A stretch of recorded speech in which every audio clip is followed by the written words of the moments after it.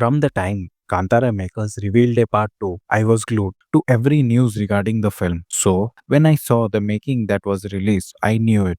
Rishab Shetty is cooking something massive. From its real location, large set, the scale looked massive. Also, a sense of apprehension took over. As we have seen in many Hindi films, where a part 2 often leads to bigger budget and VFX addition, but that does not necessarily adds to the storyline as it was a mere attempt of cash grab to encashing their popularity. So, my question was, will Rishabh Shetty fall to this prey of greed? Or I would like to say that, in my general opinion, this film delivers on all the promises it made.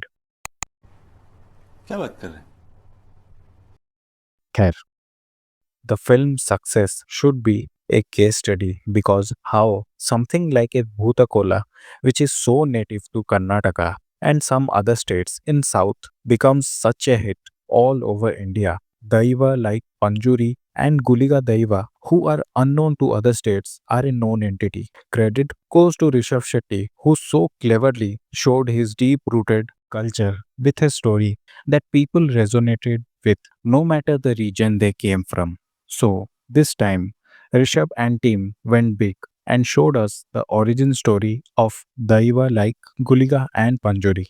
As he was well aware, people from all over are going to watch this film. So, he cleverly, through narration, tried to give us all the idea about various Daiva and folklore. The story starts from where Shiva disappeared in Kantara, and we are then transported to 3000 years ago in the era of Kadamba dynasty, where its newly appointed king Kulashekara despised and feared the people of Kantara, and how their involvement in the kingdom led to an altercation and later war, which will be a visual masterpiece for the audiences. You don't have to belong to a particular religion to appreciate its folklore because it will be so spiritually moving, it will cater to all people.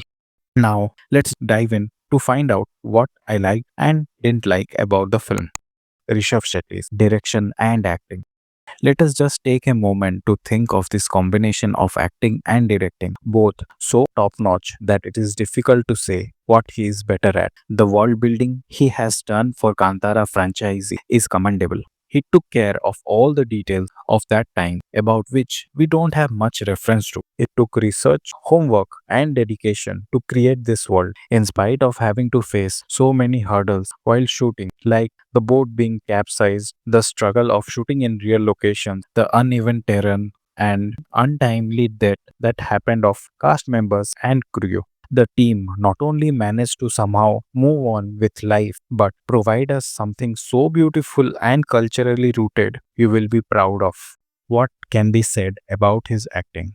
You may think you have seen it all in the part 1, but, my friend, you will be surprised even more. The forms he takes will literally give you goosebumps. You will be in awe of his performance. It will be so visceral of a feeling that you cannot take your eyes off him, literally. Acting of other cast members. Rukmani Vashant. You will be shocked to see her range as an actor in this film. Many thought from the trailer that she will have a flower pot role, but the script demanded a strong performance out of her, and she did that with flying colors. Also, can we appreciate how beautiful she looked? Last time someone looked that beautiful would be Aishwarya and Trisha in Ponniyin Selvan. Just like Ponniyin Selvan 1 and 2, when royal beauty combines with great acting, it will be legendary. Gulshan Deveya.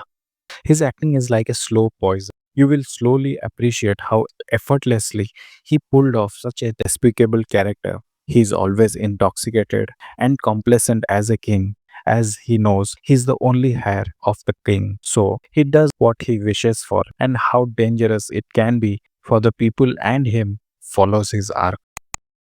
Action. Kudos to the action director Arjun Raj and stunt sequence designer Tudor Lazarnov, who also designed for RRR and Troy. Did a fantastic job. Special shout out to the editor for editing the action sequence in such a smooth manner. It showed it was done with an edit pattern in mind. Also, The choreography of the action made sure to use the surrounding vicinity also in the action, which made it far more engaging and interesting. Also, the different tribes and their fighting style also varied. Their communication in the battle and war was something to look out for. Production design and DOP.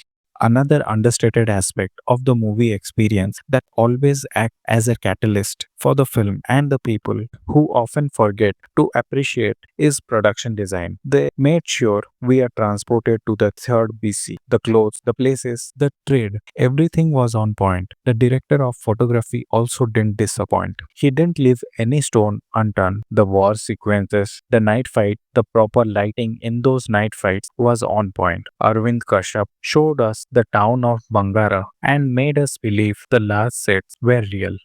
Now, let's talk about something which I didn't like. Although there was nothing major that will hinder your movie experience, but I have to justify my job as a critic. Otherwise, people will not take me seriously. What people? 55 people follow you. Just like my failed attempt at comedy ever, the movie had some comedy tropes which could have been cut off, especially Prakash Tuminat's comedy in the beginning and in the end battle, where comedy takes you away from the important issues. But again, it does have some really funny sequences in the first half, which comes very organically, and they could have stuck with that. It was as if someone told Rishabh to include these things to make it more pan India. First half slow.